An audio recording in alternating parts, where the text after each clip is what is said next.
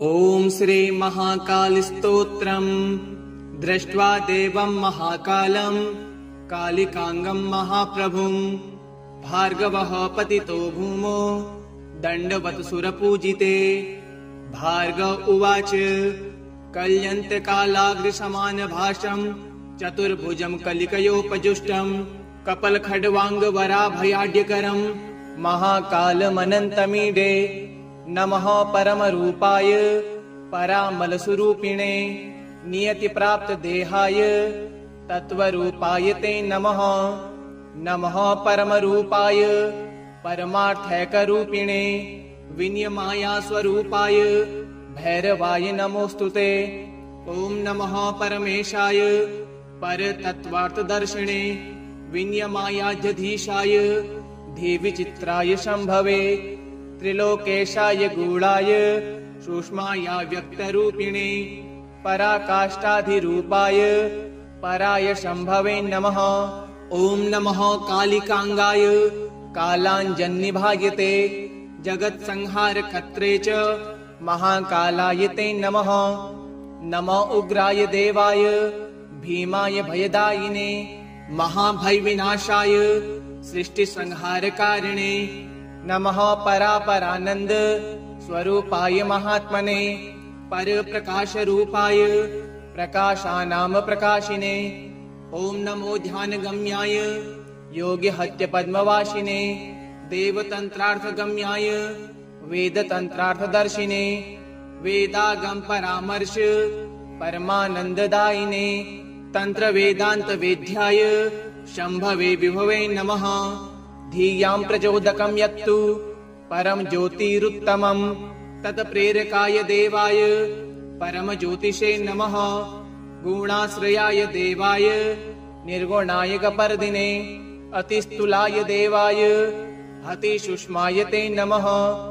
त्रिगुणाय त्रिधीशाय शक्ति त्रितयशालिने नमस्त्रिज्योतिषे तुभ्यं त्र्यक्षाय च त्र्यमूर्तये। दृष्ट्वा देवं महाकालं कालिकांगं महाप्रभुं भार्गवः पतितो भूमो दण्डवत् सुरपूजिते। भार्गव उवाच कल्यन्तकालाग्रसमानभाषं चतुर्भुजं कलिकयोपजुष्टं कपलखड्वाङ्गवराभयाढ्यकरं महाकालमनन्तमीडे। नमः परमरूपाय परामलस्वरूपिणे नियतिप्राप्तदेहाय तत्त्वरूपाय ते नमः। नमः परमरूपाय परमार्थैकरूपिणे विनियमायास्वरूपाय भैरवाय नमोऽस्तुते। ॐ नमः परमेशाय परतत्त्वार्थदर्शिने विनियमायाध्यधीशाय देवीचित्राय शम्भवे त्रिलोकेशाय गूढाय सूक्ष्माय व्यक्तरूपिणे पराकाष्ठाधिरूपाय पराय शम्भवे नमः। ॐ नमः कालिकांगाय कालाञ्जन्निभायते जगत्संहारकर्त्रे च महाकालाय ते नमः। नमो उग्राय देवाय भीमाय भयदायिने महाभयविनाशाय सृष्टिसंहारकारिणे नमः परापरानंद स्वरूपाय महात्मने परप्रकाशरूपाय प्रकाशानां प्रकाशिने। ॐ नमो ध्यानगम्याय योगिहत्यपद्मवासिने देवतन्त्रार्थगम्याय वेदतन्त्रार्थदर्शिने वेदागम परामर्श परमानन्ददायिने तन्त्रवेदान्तवेद्याय शम्भवे विभवे नमः। धियां प्रचोदकं यत्तु परम ज्योतिरुत्तमं तत्प्रेरकाय देवाय परम ज्योतिषे नमः। गुणाश्रयाय देवाय निर्गुणाय कपर्दिने अतिस्थूलाय देवाय अतिसूक्ष्माय ते नमः। त्रिगुणाय त्रिधीशाय शक्ति त्रितयशालिने नमस्त्रिज्योतिषे तुभ्यं त्र्यक्षाय च त्र्यमूर्तये। दृष्ट्वा देवं महाकालं कालिकांगं महाप्रभुं भार्गवः पतितो भूमो दण्डवत् सुरपूजिते। भार्गव उवाच कल्यन्तकालाग्रसमानभाषं चतुर्भुजं कलिकयोपजुष्टं कपलखड्वाङ्गवराभयाढ्यकरम् महाकालमनन्तमीडे नमः परमरूपाय परामलस्वरूपिणे नियतिप्राप्तदेहाय तत्त्वरूपाय ते नमः। नमः परमरूपाय परमार्थैकरूपिणे विनियमायास्वरूपाय भैरवाय नमोऽस्तुते। ॐ नमः परमेशाय परतत्त्वार्थदर्शिने विनियमायाध्यधीशाय देविचित्राय शम्भवे त्रिलोकेशाय गूढाय सूक्ष्माया व्यक्तरूपिणे पराकाष्ठाधिरूपाय पराय शम्भवे नमः। ॐ नमः कालिकाङ्गाय कालाञ्जन्निभायते जगत्संहारकर्त्रे च महाकालाय ते नमः। नमः उग्राय देवाय भीमाय भयदायिने महाभयविनाशाय सृष्टिसंहारकारिणे नमः परापरानन्द स्वरूपाय महात्मने परप्रकाशरूपाय प्रकाशानां प्रकाशिने। ॐ नमो ध्यानगम्याय योगिहत्यपद्मवासिने देवतन्त्रार्थगम्याय वेदतन्त्रार्थदर्शिने वेदागम परामर्श परमानन्ददायिने तन्त्रवेदान्तवेद्याय शम्भवे विभवे नमः। धियां प्रचोदकं यत्तु परम ज्योतिरुत्तमं तत्प्रेरकाय देवाय परमज्योतिषे नमः। गुणाश्रयाय देवाय निर्गुणाय कपर्दिने अतिस्थूलाय देवाय अतिसूक्ष्माय ते नमः। त्रिगुणाय त्रिधीशाय शक्तित्रितयशालिने नमस्त्रिज्योतिषे तुभ्यं त्र्यक्षाय च त्र्यमूर्तये। दृष्ट्वा देवं महाकालं कालिकाङ्गं महाप्रभुं भार्गवः पतितो भूमो दण्डवत् सुरपूजिते। भार्गव उवाच कल्यन्तकालाग्रसमानभाषं चतुर्भुजं कलिकयोपजुष्टं कपलखड्वाङ्गवराभयाढ्यकरं महाकालमनन्तमीडे नमः परमरूपाय परामलस्वरूपिणे नियतिप्राप्तदेहाय तत्त्वरूपाय ते नमः। नमः परमरूपाय परमार्थैकरूपिणे विनियमायास्वरूपाय भैरवाय नमोऽस्तुते। ॐ नमः परमेशाय परतत्त्वार्थदर्शिने विनियमायाध्यधीशाय देविचित्राय शम्भवे त्रिलोकेशाय गूढाय सूक्ष्माया व्यक्तरूपिणे पराकाष्ठाधिरूपाय पराय शम्भवे नमः। ॐ नमः कालिकाङ्गाय कालाञ्जन्निभायते जगत्संहारकर्त्रे च महाकालाय ते नमः। नमः उग्राय देवाय भीमाय भयदायिने महाभयविनाशाय सृष्टिसंहारकारिणे नमः परापरानन्द स्वरूपाय महात्मने परप्रकाशरूपाय प्रकाशानां प्रकाशिने। ॐ नमो ध्यानगम्याय योगिहत्यपद्मवासिने देवतन्त्रार्थगम्याय वेदतन्त्रार्थदर्शिने वेदागम परामर्श परमानन्ददायिने तन्त्रवेदान्तवेद्याय शम्भवे विभवे नमः। धियां प्रचोदकं यत्तु परम ज्योतिरुत्तमं तत्प्रेरकाय देवाय परमज्योतिषे नमः। गुणाश्रयाय देवाय निर्गुणाय कपर्दिने अतिस्थूलाय देवाय अतिसूक्ष्माय ते नमः। त्रिगुणाय त्रिधीशाय शक्तित्रितयशालिने नमस्त्रिज्योतिषे तुभ्यं त्र्यक्षाय च त्र्यमूर्तये। दृष्ट्वा देवं महाकालं कालिकाङ्गं महाप्रभुं भार्गवः पतितो भूमो दण्डवत् सुरपूजिते। भार्गव उवाच कल्यन्तकालाग्रसमानभाषं चतुर्भुजं कलिकयोपजुष्टं कपलखड्वाङ्गवराभयाढ्यकरं महाकालमनन्तमीडे नमः परमरूपाय परामलस्वरूपिणे नियतिप्राप्तदेहाय तत्त्वरूपाय ते नमः। नमः परमरूपाय परमार्थैकरूपिणे विनियमायास्वरूपाय भैरवाय नमोस्तुते। ॐ नमः परमेशाय परतत्त्वार्थदर्शिने विनियमायाध्यधीशाय धीविचित्राय शम्भवे त्रिलोकेशाय गूढाय सूक्ष्माय व्यक्तरूपिणे पराकाष्ठाधिरूपाय पराय शम्भवे नमः।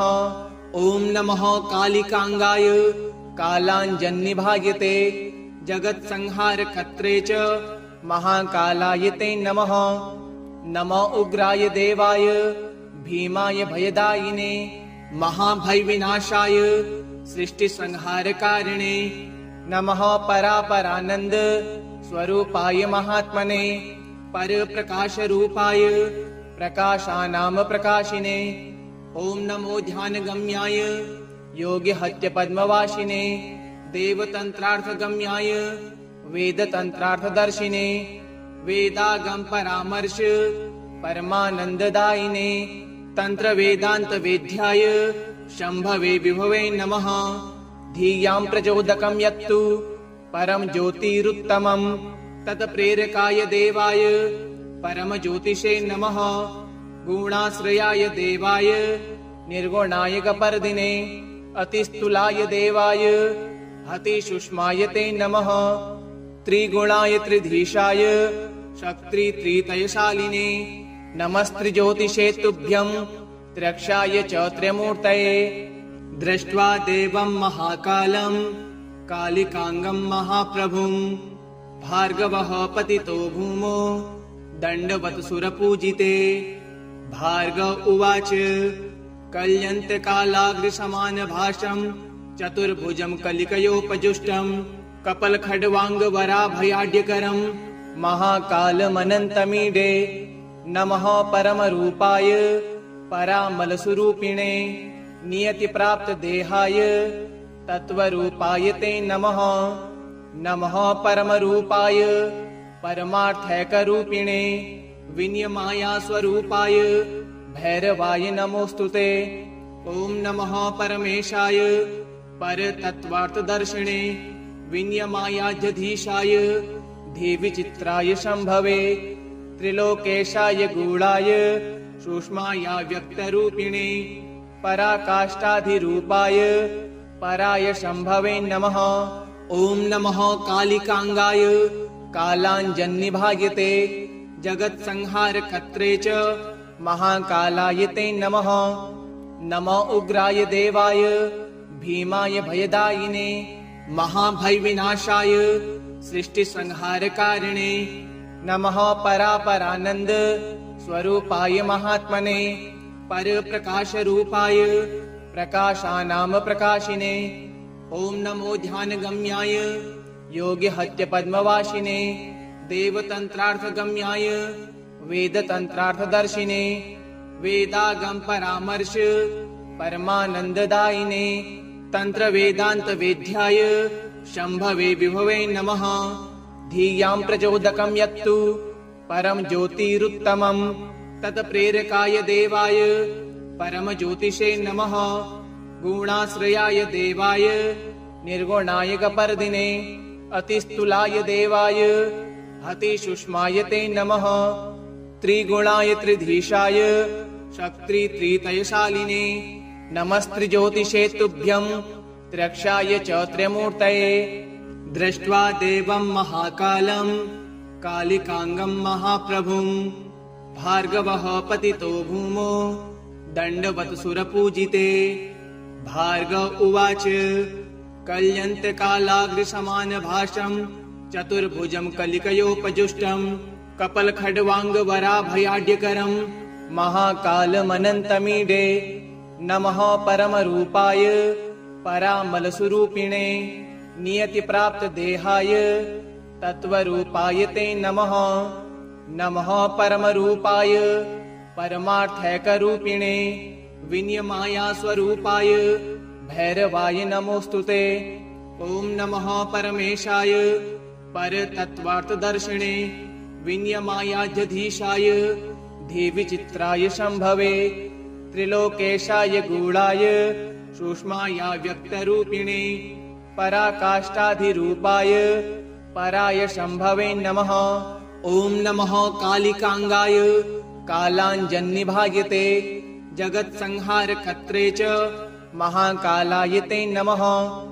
नमो उग्राय देवाय भीमाय भयदायिने महाभयविनाशाय सृष्टिसंहारकारिणे नमः। परापरानंद स्वरूपाय महात्मने परप्रकाशरूपाय प्रकाशानां प्रकाशिने ॐ नमो ध्यानगम्याय योगिहत्यपद्मवासिने देवतन्त्रार्थगम्याय वेदतन्त्रार्थदर्शिने वेदागम परामर्श परमानन्ददायिने तन्त्रवेदान्तवेद्याय शम्भवे विभवे नमः।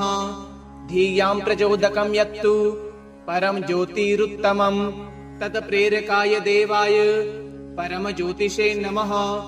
गुणाश्रयाय देवाय निर्गुणाय गपर्दिने अतिस्थूलाय देवाय अतिसूक्ष्माय ते नमः। त्रिगुणाय त्रिधीशाय शक्ति त्रितयशालिने नमस्त्रिज्योतिषे तुभ्यं त्र्यक्षाय च त्र्यमूर्तये।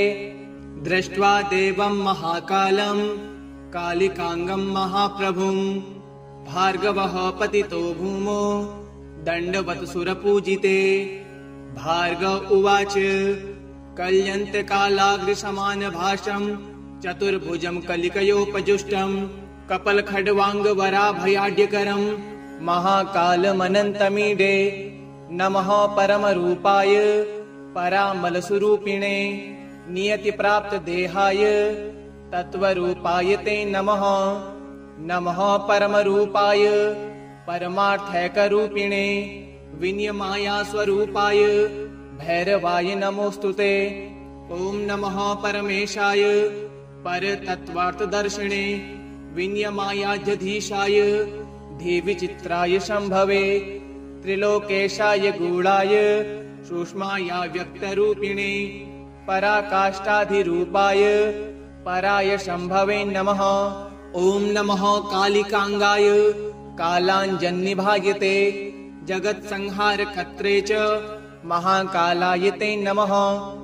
नमो उग्राय देवाय भीमाय भयदायिने महाभयविनाशाय सृष्टिसंहारकारिणे नमः। परापरानंद स्वरूपाय महात्मने परप्रकाशरूपाय प्रकाशानां प्रकाशिने ॐ नमो ध्यानगम्याय योगिहत्यपद्मवासिने देवतन्त्रार्थगम्याय वेदतन्त्रार्थदर्शिने वेदागम परामर्श परमानन्ददायिने तन्त्रवेदान्तवेद्याय शम्भवे विभवे नमः। धियां प्रचोदकं यत्तु परम ज्योतिरुत्तमं तत्प्रेरकाय देवाय परमज्योतिषे नमः।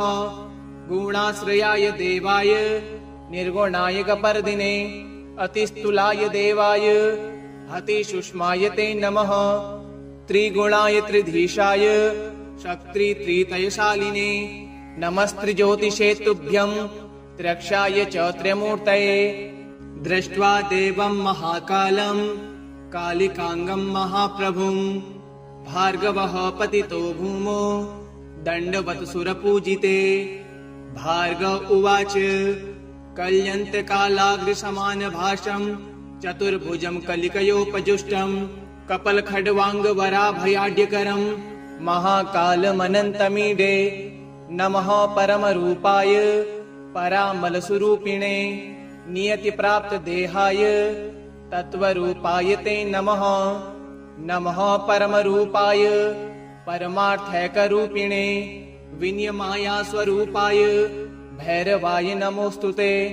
ॐ नमः परमेशाय परतत्त्वार्थदर्शिने विनियमायाध्यधीशाय देवीचित्राय शम्भवे त्रिलोकेशाय गूढाय सूक्ष्माय व्यक्तरूपिणे पराकाष्ठाधिरूपाय पराय शम्भवे नमः।